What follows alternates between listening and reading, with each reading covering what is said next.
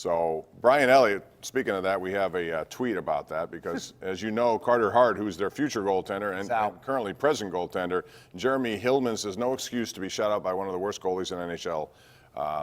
You know, it was what it was. I thought he played well, but he wasn't really tested all that much. And Sullivan went to the nuclear option. We almost never see this in a regular season game. He put Sid and Malkin together. Couple times. And that's how desperate I think he was to try to kickstart this team.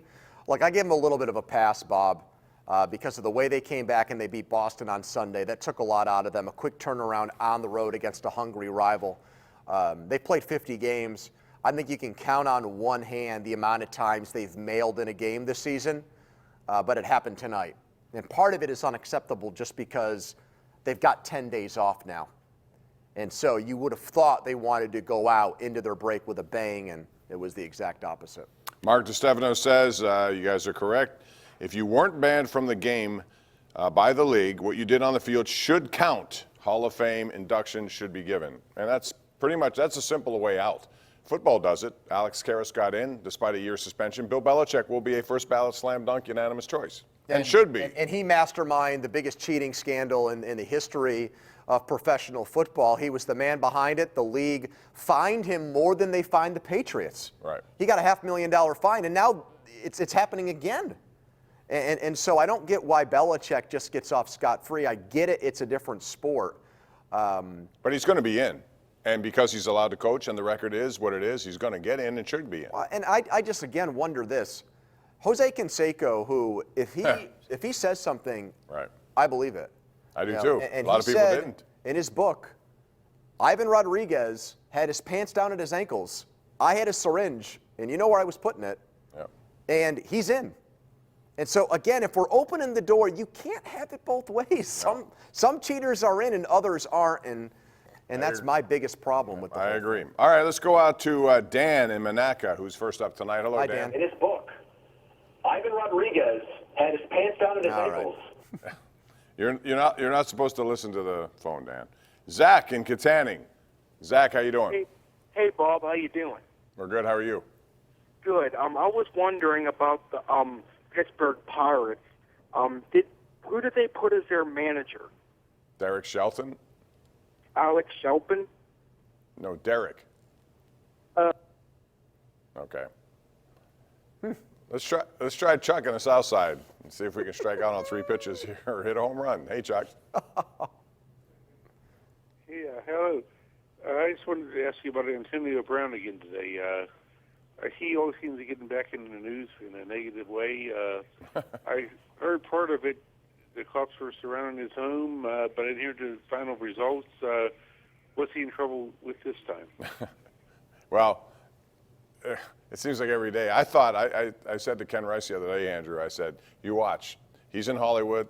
The Super Bowl's in Miami. He'll be a star. Somehow he's going to make headlines, good or bad. I don't know which. Maybe he's going to rap at a party, or maybe he's going to be arrested, or maybe worse. So what happened today? Tell him.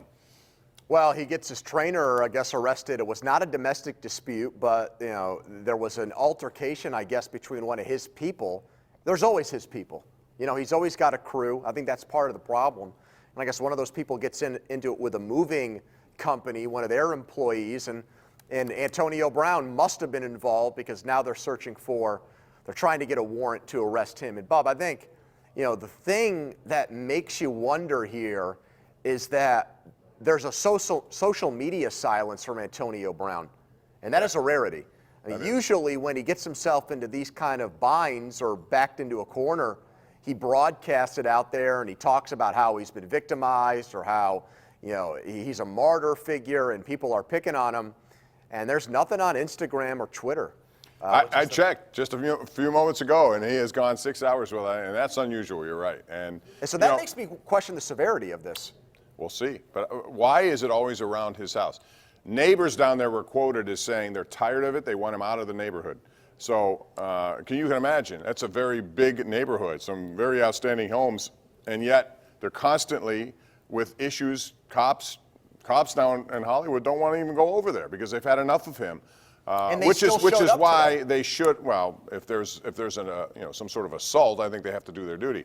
But I think they should have done something that day he was on Instagram with his mother of 3 of the kids. No doubt and those about kids. it. And I think that's why they're not giving him the benefit of the doubt now. Right.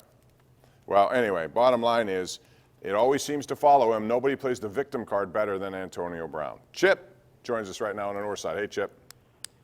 Or Kip. How are you, Kip? I'm here. Go ahead. You're on now. Oh, okay. I'm sorry. No, it's all right. I was trying to understand. You both agree on Barry Bonds as the best player he's ever seen in baseball. Mm-hmm. We forgetting about the great one? We forgetting about.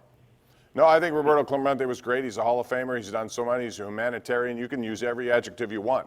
But to me, Barry Bonds was a better baseball player. Okay, well, and let's talk about Pete Rose, because at the same time, you're talking about things that happened off the field. So let's talk about what happened in the diamond, especially with Pete Rose. I mean, he gets stones thrown at him for what he did off the field. What happened in the diamond is what happened in the diamond, and I'm listening to who belongs in the Hall of Fame. Well, if your point is he belongs, I agree with I that. agree too. I mean, he has 4,200. How many hits did he have? He had only. You're not going to see a career like that again. And you can separate the two. I don't know why it's so difficult to separate.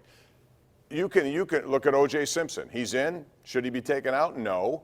What he did was, as a football player, when he became an alleged murderer, I mean, that's all something else. I can separate. Why do people have a hard time separating? Why do they have to bring in other because they things? think that Pete Rose broke, the biggest rule in baseball, the golden rule, and he bet on the game. I think circumstantially, you could probably make a good argument that he even bet when he was playing, but there's no smoking gun proof out there.